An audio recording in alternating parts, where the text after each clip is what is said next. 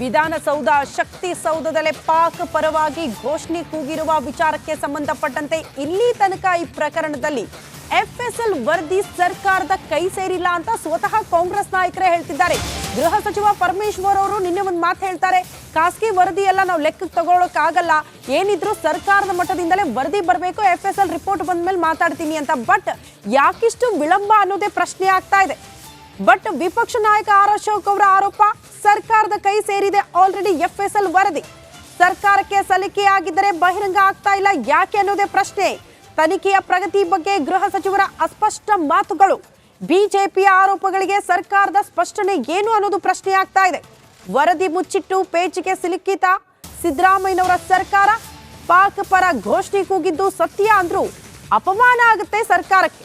ಪಾಕ್ ಪರ ಘೋಷಣೆ ಸುಳ್ಳು ಎನ್ನುವಂತಾದ್ರೂ ಕೂಡ ಸರ್ಕಾರ ಮುಂದಾಗ್ತಾ ಇಲ್ಲ ಯಾಕೆ? ಘೋಷಣೆ ಸಂಘರ್ಷದಲ್ಲಿ ಅಡಕತ್ತರಿಯಲ್ಲಿ ಸಿಲುಕಾಕಿಕೊಂಡಿದೆಯಾ ಸರ್ಕಾರ ಅನ್ನೋದೇ ಪ್ರಶ್ನೆ. ಎಫ್ಎಸ್ಎಲ್ ರಿಪೋರ್ಟ್ 1-2 ಡೇಸ್ ಅಲ್ಲಿ ಬಂದ್ಬಿಡುತ್ತೆ, ಬಟ್ ಯಾಕಿಷ್ಟು ವಿಳಂಬ ಅನ್ನೋದು ಪ್ರಶ್ನೆ. ಗೃಹ ಸಚಿವರು ನಿನ್ನೆ ಒಂದು ಮಾತು ಹೇಳಿದ್ರು, ಖಾಸಗಿ ಅವರು ಎಫ್ಎಸ್ಎಲ್ ರಿಪೋರ್ಟ್ ತರಿಸಿದ್ದಾರೆ ಸರ್, ಅದರಲ್ಲಿ ದೃಢಪಟ್ಟಿದೆ ಅನ್ನುವಂಥ ಪ್ರಶ್ನೆಗೆ ಅವರ ಮಾತು, ಯಾರು ಖಾಸಗಿ ಅವರು ಒಂದು ವರದಿ ಕೊಡ್ತಾರೆ ಅಂದ್ರೆ ಅದಕ್ಕೆಲ್ಲ ರಿಯಾಕ್ಷನ್ ಕೊಡಕ್ಕಾಗಲ್ಲ, ಏನಿದ್ರು ಕೂಡ ಅಧಿಕೃತವಾಗಿ ಸರ್ಕಾರದ ಮಟ್ಟದಲ್ಲಿ ಆಗಿರುವಂತ ಎಫ್ಎಸ್ಎಲ್ ವರದಿಯೇ ಬರಬೇಕು, ಅದಾದ ಬಳಿಕ ಮಾತನಾಡ್ತೀವಿ ಅಂತ.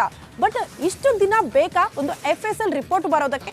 ಅಥವಾ ವಿಪಕ್ಷ ನಾಯಕ ಆರ್ ಅಶೋಕ್ ಅವರು ಹೇಳಿರೋ ಪ್ರಕಾರ ಸರ್ಕಾರದ ಕೈ ಸೇರಿದೆ ಎಫ್ಎಸ್ಎಲ್ ರಿಪೋರ್ಟ್.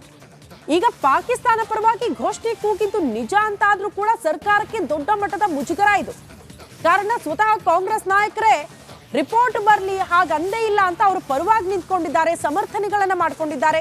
ದೊಡ್ಡ ಮಟ್ಟದ ಮುಜುಗರ ಆಗುತ್ತೆ ಅನ್ನೋ ಕಾರಣಕ್ಕೆ ಅದನ್ನ ಹೈಡ್ ಮಾಡ್ತಾ ಇದೆಯಾ ಸರ್ಕಾರ ಅನ್ನೋದು ಪ್ರಶ್ನೆ. ಈ ಕಡೆ ಸುಳ್ಳು ಅನ್ನೋದಕ್ಕೂ ಕೂಡ ಸರ್ಕಾರ ಮುಂದಾಗ್ತಾ ಇಲ್ಲ. ಇಲ್ಲ, ಪಾಕ್ ಪರ ಘೋಷಣೆನೇ ಕೂಗಿಲ್ಲ ಅನ್ನುವಂಥ ವಿಚಾರಗಳು ಕೂಡ ಸರ್ಕಾರದ ಮಟ್ಟದಿಂದ ಯಾವೊಬ್ಬ ಸಚಿವರು ಕೂಡ ಮಾತನಾಡ್ತಾ ಇಲ್ಲ. ಯಾಕೆ ಇಂಥದ್ದೊಂದು ಧೋರಣೆ ಸರ್ಕಾರದ ಮಟ್ಟದಿಂದ ಅನ್ನೋದು ಪ್ರಶ್ನೆ ಆಗ್ತಾ ಇದೆ.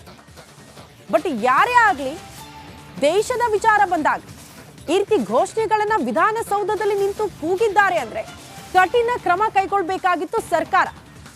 ಬಟ್ ಯಾಕಿಷ್ಟು ವಿಳಂಬ ಮಾಡ್ತಾ ಇದೆ ಈ ಪ್ರಕರಣದಲ್ಲಿ ಅನ್ನೋದೇ ಪ್ರಶ್ನೆ ಆಗ್ತಾ ಇದೆ. ಹಾಗಾಗಿ ಸಹಜವಾಗಿ ವಿಪಕ್ಷ ನಾಯಕರು ಇದನ್ನ ಅಸ್ತ್ರ ಮಾಡಿಕೊಂಡಿದ್ದಾರೆ. ಇದೇ ವಿಚಾರಕ್ಕೆ ಸಂಬಂಧಪಟ್ಟಂತೆ ವಾಗ್ದಾಳಿ ನಡೆಸುತ್ತಿದ್ದಾರೆ.